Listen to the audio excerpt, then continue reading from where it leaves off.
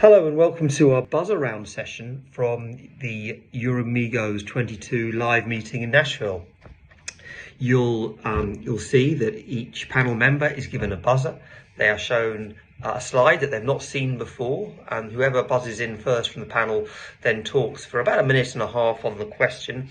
There's then a bit of a discussion, and if deemed adequate by the rest of the panel, the person who answered the question is then allowed to leave the competition and doesn't have to answer any further questions. That eventually ultimately ends up with one panel member remaining, or indeed unless we run out of questions first. It's possible that one of the panel members can appeal or disagree with the original person who answered the question, and that can bring that person back into the competition. So it's possible to be eliminated and be brought back into the competition. And I hope that makes it more fun and not too confusing. I hope you enjoy the session. That is like a first stampede, isn't it? The cavalry's coming. So here is multiple studies, starting with the original gangster, Maha Hussein, with the SWOG 9346, showing that patients who achieved a PSA less than 0.2, black top curve in the first panel there. Have we got the slide showing? Slides showing, yeah. Showing that patients who had a PSA less than 0.2, just with ADT, testosterone suppression, no AV, no anything, had a much better survival than those who did not achieve that. So we've got a very early evidence of a biomarker from a study from the 80s. When you add Abiraterone to the testosterone suppression, a lower biomarker, 0.1, again, patients have a much longer prognosis, a much better prognosis survival. We see that with Docetaxel added to testosterone suppression.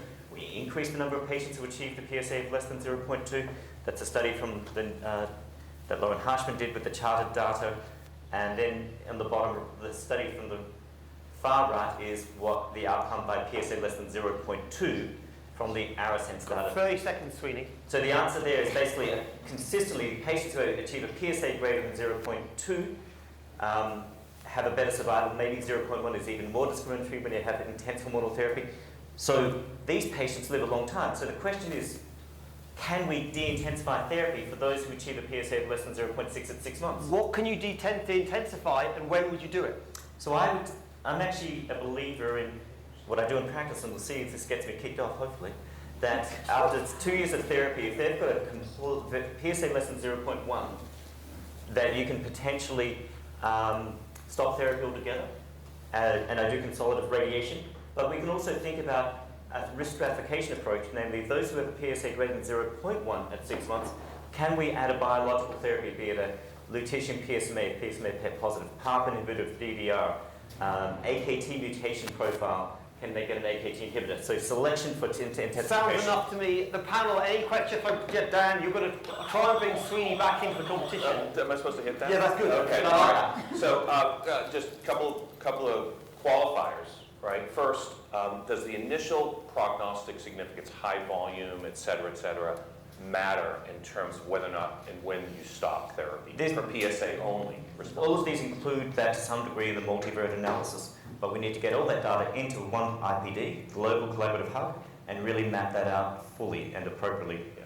I'd just be really careful in that really high-risk population stopping therapy in patients who may even be progressing without PSA. What if at 2 years the scans look great, PSA less than 0.1? Neeraj, I'm going to try and bring you back in as well. Yeah. So when you say stop therapy, another possibility is stopping castration therapy but continuing AR blockers. What do you think about it? So Abiraterone won't do that because they will maintain their low testosterone state. But can you use a low toxicity darolutamide agent where you have less fatigue, just the agent like that? I'm sure Bayer would love that. But I think actually if you're going to do it, why don't you stop it altogether and do it as part of a study at 2 years? Oh my goodness. Just like to point out that from Chris's present and soon-to-be previous institution, Atish Chowdhury is doing that study. As an aligned study. However, just to put everyone in perspective when we say, well, we should do a study, that study was supposed to be a big national study, was felt not to be feasible So so it's now a much, much smaller exploratory feasibility study. So when we say, well, we should do de-intensification trials, we have to actually put our money where our mouths are. I'm up for it. Because then everyone scurries away and says, oh, maybe they do need therapy. I don't know if patients will accept a de-intensification randomization. So that's harder to prove than just saying it on the stage. We need to get the patients involved in that conversation. Okay, so does anyone think Sweeney should he be allowed to move on and be eliminated with that answer? Anyone disagree with that? Voted off Love Island. So Sweeney's voted off. We're now going to move to the next question, if we may.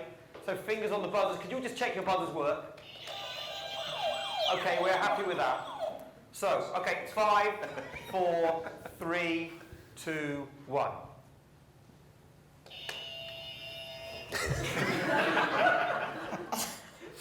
That was me, was it? Yeah. Nick, I love the noise. Let's see what you like at PMSA-based therapies. So I think these trials are very interesting, aren't they? Because on the left is the VISION trial, on the right is the Cabazitaxel PSMA lutetium trial from Australia. And the VISION trial, it was best supported care, except you weren't allowed to give treatments that we know work. So you weren't allowed to give radium, you weren't allowed to give Cabazitaxel. Now, some of the patients had Cabazitaxel subsequently, some of them had already had it, so you're not going to redo it. So it wouldn't necessarily have been the right control. Nick, are these valid results because of that? Well, the first thing you say is you've got a problem with the control arm. That suggests to me that you don't think the results are valid. So what I was going to say is I think the left-hand one is evidence that PSMA lutetium works against a PAT-C control. So it's definitely an active therapy. It should be approved. But the right-hand one and the CARD trial, which randomised Abienza switch versus Abienza to CAB, showed that CAB outperformed an Abienza switch as well. So basically, we should be using more chemotherapy, is what this is telling us. Yeah, we're very keen to use. Is chemotherapy better than lutetium in this setting? Well, I think mostly these are not meaningful questions because that's often the case when I ask questions. Because what's going to happen is it's not a case of you give A or B. It's a case of you give A then B or B then A, and because you're going to try and give fit patients every possible option. But I think we have to remember that we have things in our toolbox which are cheap and effective and widely available. And the shiny new toys are attractive and very interesting, but we shouldn't forget. So how much better do you think this is than what you would see as a standard of care? Do you think it's clearly better, or it's marginally better, or? It's different. So I think it's they both have I suspect you're not getting the same results in the same patients. So that although the curves come out the same, you'll see different responses. PSMA-based therapeutics are very well tolerated, so they're broadly applicable. Yeah. Not everybody's fit for second-line chemo, for sure. But no, I think PSMA-based therapeutics are an important advance. We're putting them into Stampede as an upfront therapy because we think they work. Any questions from the audience? So Neeraj. one quick question is, can we just categorize lutetium, or can we assume lutetium is better than Cabazitaxel or vice versa, regardless of SUV? Answer is no. SUV has to be taken into account, and we have a poll to see what 100 people, more than 100 people who voted, what they think when SUV is 11. So if you can please bring up the poll. Can you describe the poll? We're not going to bring the poll up because we haven't got it in front of us. Just what does the poll show? Poll showed that majority, by slight margin, voted for Cabazitaxel over lutetium in post-docetaxel, post-NHT patients who had a SUV of 11.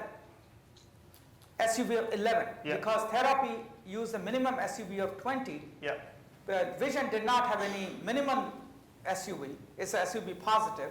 So SUV 11 is considered equivocal. Mike, you presented this data at ASCO, which there's a lot of disquiet in the room, not as much positivity as I was expecting about a new breakthrough drug. I'd welcome you to come to Kidney Cancer. We're much more excited about this data than the panel. Do you want to just give us the other side of this story? So first of all, I think a lot of that negativity is clickbait to criticize a really good new therapy that introduces a new therapeutic family. It's really, I think, nearly scandalous. Those who suggest that every trial in this space based on CARD needs a chemotherapy comparator. It really is. We spent so many years as a community convincing regulatory agencies to allow us to do trials without a docetaxel comparator when docetaxel was the only thing present, that to suggest that anything without chemotherapy as a comparator somehow is an insufficient control arm. CARD was a really specific treatment group. Not everybody's going to get a big PSMA-based therapeutic in this really advanced population, either qualifies for chemotherapy, wants chemotherapy, or is appropriate to get chemotherapy, as the therapy trial showed. That is, if you look, Cabazitaxel, now or later, lutetium, now or later, pretty much the same outcome. You've got two legitimate treatment options here. And to suggest that somehow PSMA-based therapeutics are lesser than demonstrated because of the control arm, I think this really does patients a true disservice by undercutting their confidence in a randomized controlled trial. The first one, right, we had lots of sort of anecdotal mystery data. And therapy is not a phase 3 trial. That survival curve is not a primary endpoint. It was not designed to show that. That survival curve is a legitimate phase 3, level 1 data on a broad patient population that some of whom were like CARD and some of whom were not. 20% of patients went on to get chemotherapy on both arms of that trial. There was no imbalance. It wasn't like the guys who were on the control arm were dying to get chemotherapy. They didn't want chemotherapy. How many patients come into your clinic and say, "Doc, I want some Cabazitaxel, please"? No, they don't. No, Nick, before Nick, just Sweeney put his hand up. Sweeney put his hand up. Sweeney, you next for me. Let's be very clear, lutetium PSMA is a very good option. We need to find the maximum benefit, the best biomarker to find who benefits from it. Cabazitaxel is an option. It's not an either or. Nick said that as well. I think we quibble around what the standard of care was. It was an, in fact, inactive control arm. So Michael agrees. It was an inactive control arm. Could have we done a placebo control? Probably not. So it works, people live longer, people respond. I do think what we suffered though is that there was an extreme degree of heightened enthusiasm. When people were presenting in the nuclear medicine journals, all the responders, and ignored all those patients who progressed, that caused, I think, a misrepresentation of the data. It is an active agent, it's not a cure. It should be taken forward, I think, to hormone sensitive and double down on our basic oncological principles.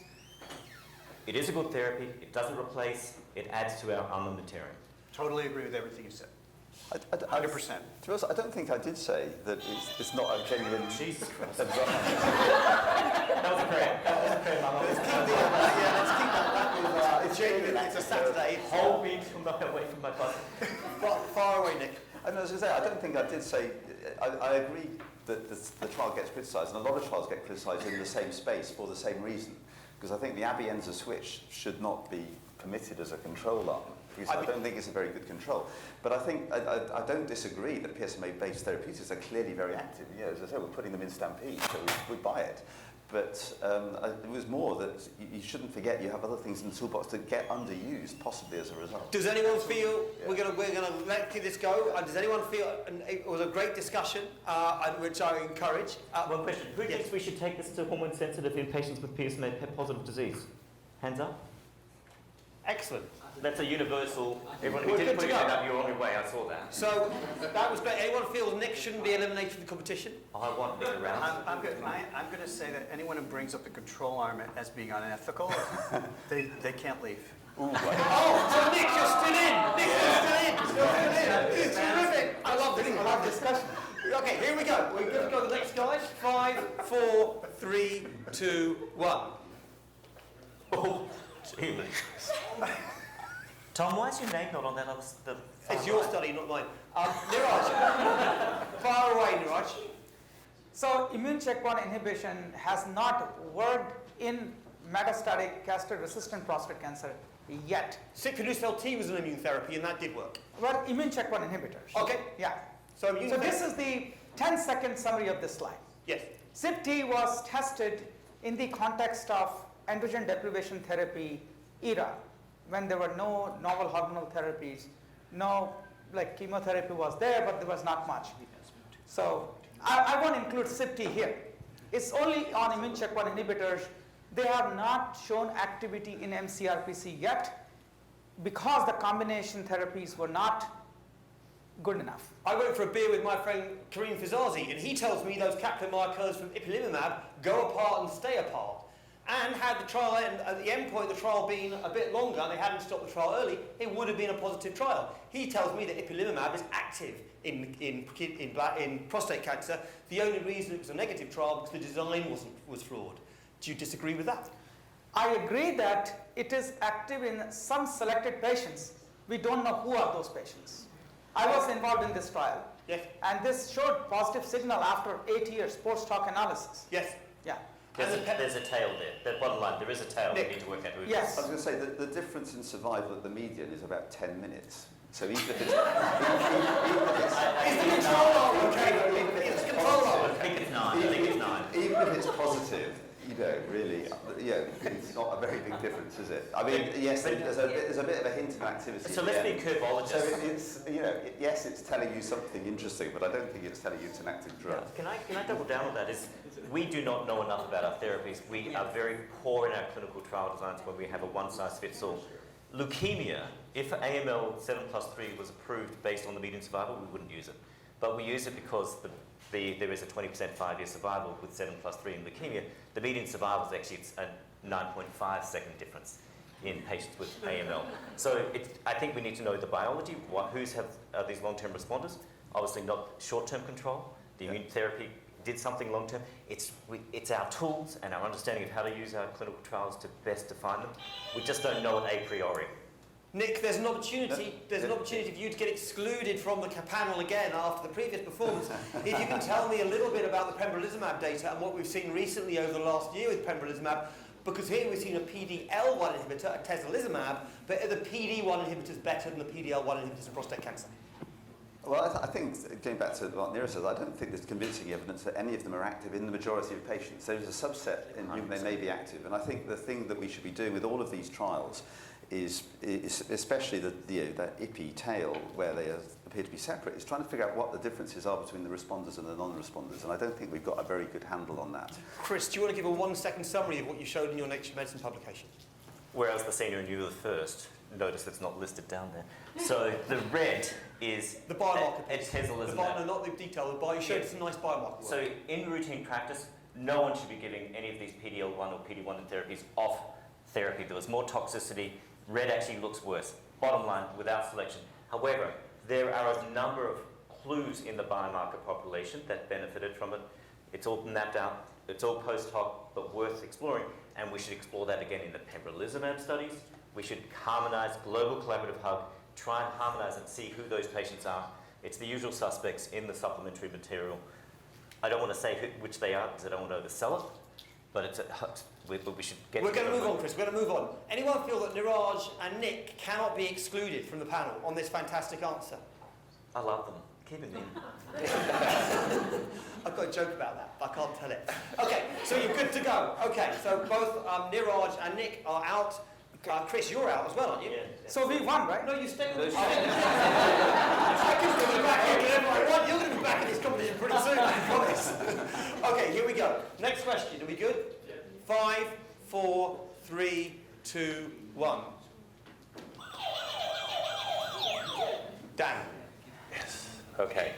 So, great study, Propel. It was a global randomized phase 3 study, really following up on the randomized phase 2, multi-center phase 2 study of, I think, trial 8 or something like that, which essentially looked at patients that had castration-resistant prostate cancer, really starting and had not been treated with an AR-targeted inhibitor yet, and were started on Abiraterone plus or minus olaparib. And in that study, we saw about a 40% improvement in the radiographic progression-free survival. So people thought that was interesting, but there was no overall signal. It was a phase 2 study. They said, do a phase 3. And so this is the phase 3. It was almost essentially the same design as that trial 8 study, larger study, 800-patient trial. Again, all comers. This was real world. This is, most of the patients are not getting germline or somatic testing out there. They took all comers. They treated them just like we do all the other trials where, whether it's that vision study or anything else, they take all comers and they randomize them to either Abiraterone or Abiraterone plus olaparib.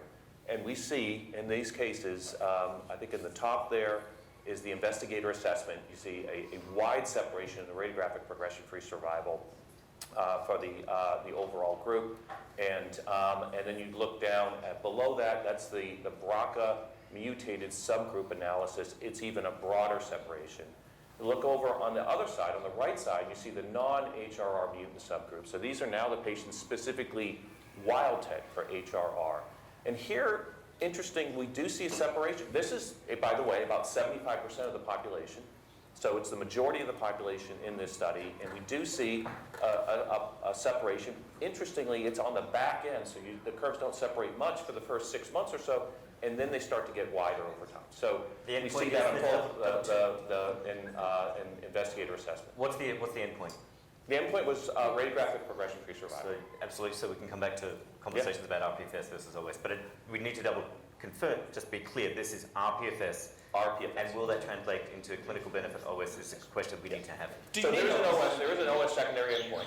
Rana, far away. Yeah. So the other thing to say is to put this trial in context. This trial was conducted with patients not receiving therapy escalation in the metastatic hormone-sensitive setting. So we just spent an hour talking about ADT plus, adding an NHT improves outcomes. This is for people who never got therapy escalated. There was a very low number of patients that got docetaxel, I understand, but this doesn't reflect the current modern era of who these people actually are. And I don't think we should be moving away from biomarker testing. This data does not support give Abby-Ola to everybody who comes in an unselected patient population. Dan, I'm told various different things about these data. Some people tell me that it's for everyone and the biomarker doesn't work. Other people tell me the HRR biomarker is the population you should go for. And the final group of people tell me that BRCA is the group that benefits most and the others should be left behind.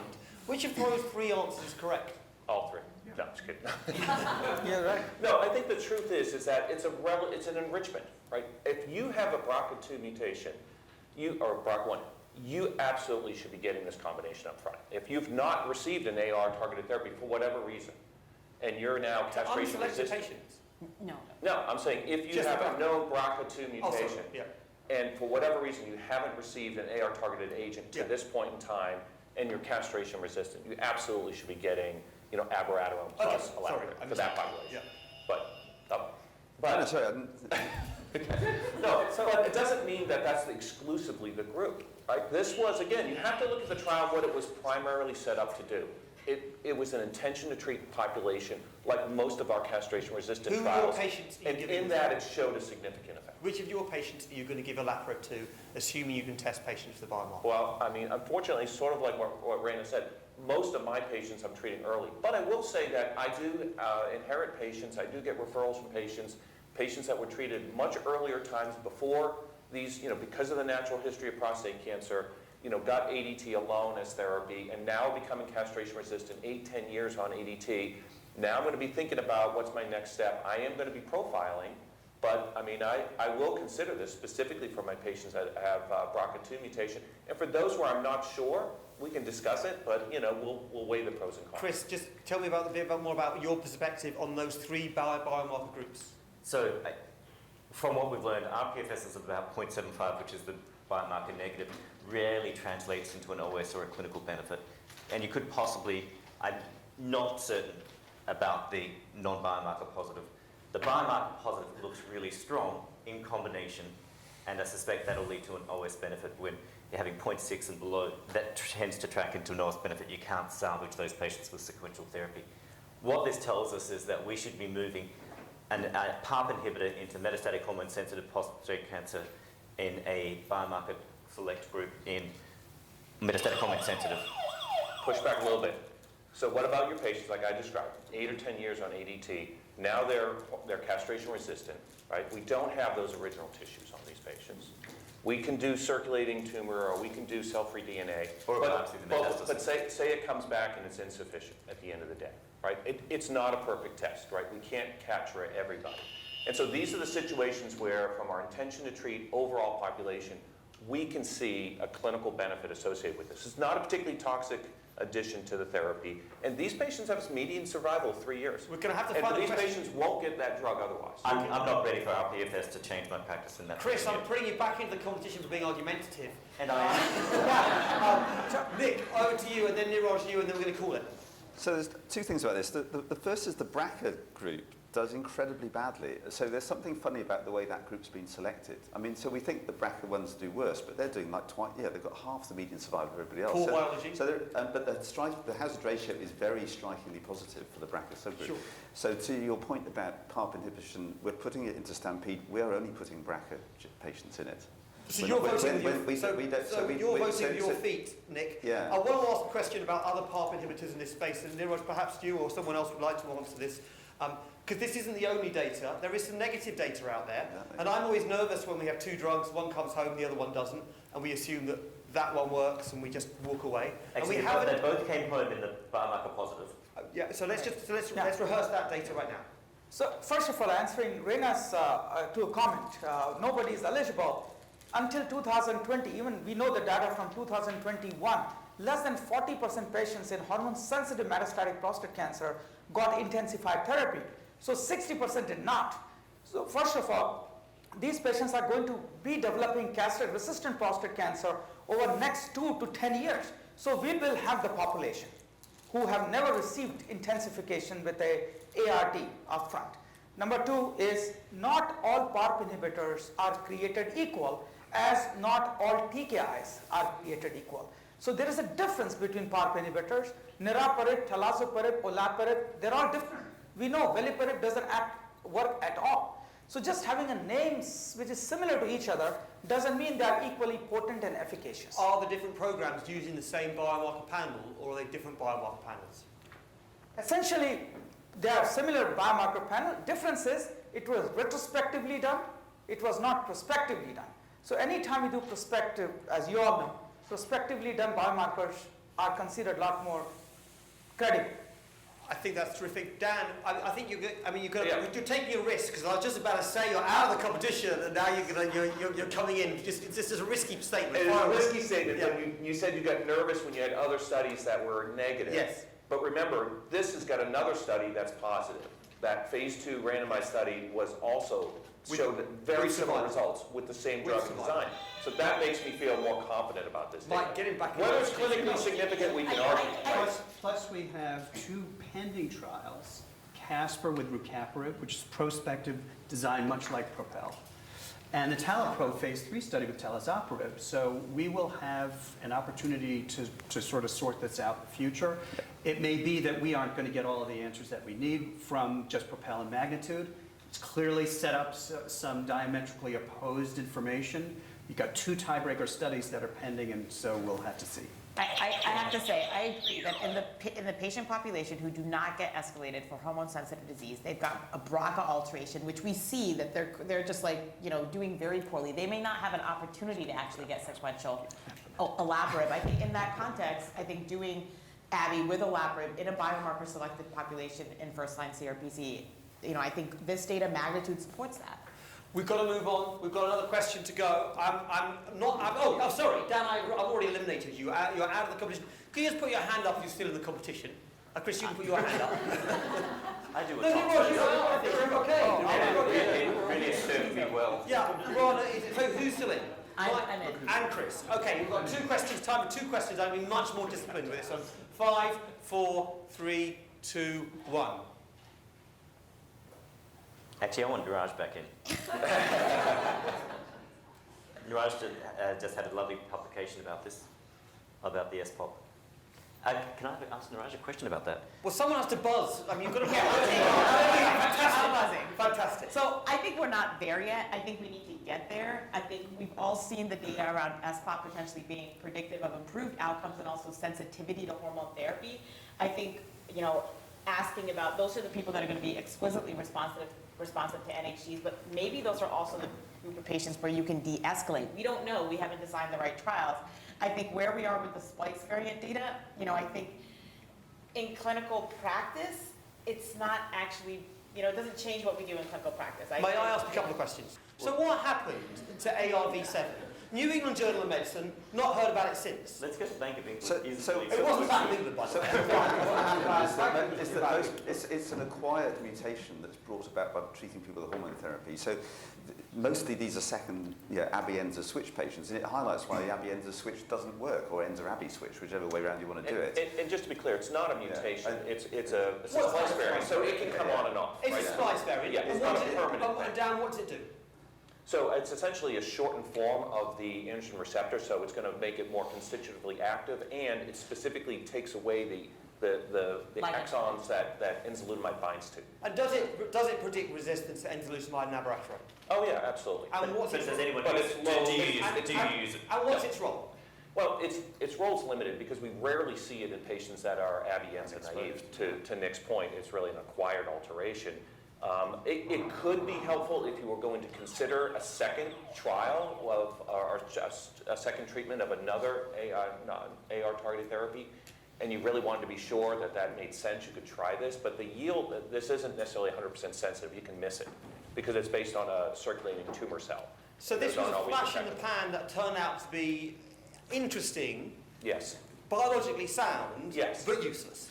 Neeraj, what's the future of SPOP? SPOP is a potential biomarker for de-escalation of therapy in patients with metastatic hormone-sensitive prostate cancer.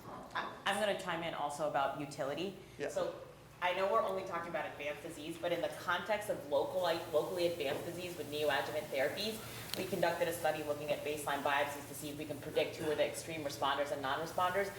All of the extreme responders had SPOP alterations in their baseline biopsies. None of the extreme non-responders had SPOP alterations, and they exclusively had TP53 and P10 alterations. Is there a trial out there with SPOP No. as a biomarker, or is this just something which we're going Can I to talk use? about the global collaborative hug again? Not yet. There may be differences by race as well. African Americans may have higher likelihood of having SPOP. So the answer is we won't do a trial around it yet. Yes. But by combining the data again, because we are Yes. charted Enzamet Stampede, where we've got the exome work, we'll be able to look and have hopefully about 600 or 700 patients who got testosterone suppression with or without advanced hormone, and see if it was both prognostic and predictive for benefit. So we won't have a randomized study, but we'll be able to see and whether from the collaborative hub whether we can get this. So that's true, but almost all these things turn out to be prognostic and not predictive. I mean, That's why so we we published can do a load that. of- We have the data to find out for sure. We published a whole load of We can stuff find that out. on We can find that out. Chi-67. Ryan, I'm going to exclude you from that. I thought it was a terrific answer, but we've got time for one more question, and there has to be a winner in life, as we know. And so what we're going to do is we're going to get everyone back in the competition. Despite all your hard work, we're going to have a last question, whoever buzzes first. Are we good? 5, 4, 3, 2, 1. Well, that's ugly. Go ahead, Mike. All right, so Need a buzz us.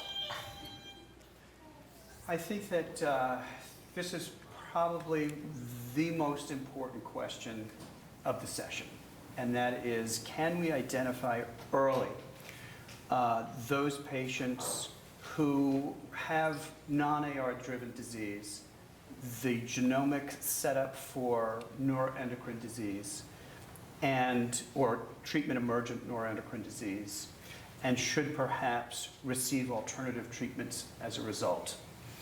So your figure here shows a bulky primary and liver mets. Now we know that, and it's weakly positive for synaptophysin.